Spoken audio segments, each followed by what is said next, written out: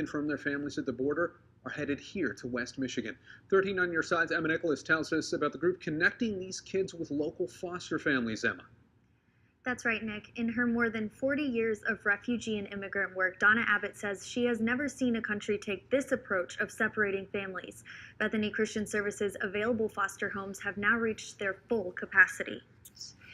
Foster parents often get 24 hours notice, sometimes even less. The call comes from a Border Patrol agent or a member of ICE. Bethany Christian is typically given the name and gender of the child. Sometimes we have information about where the parent is being detained, and sometimes we don't. These children are arriving in shock and panic, oftentimes crying through the night. Our foster parents are loving, caring people, but it takes a time to prove to a child that this is a safe place to be, because often parents didn't even have an opportunity to tell a child that. Bethany Christian has spent weeks trying to track down the family members of the 81 children staying in Michigan foster homes. One child who describes his dad being handcuffed in front of him and put in a police car, and he just kept repeating that story.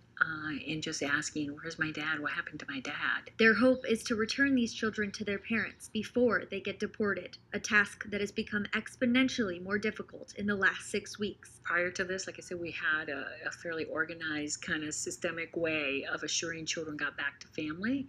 Now we're just not certain. We have parents deported separate from their children and being deported to unsafe situations.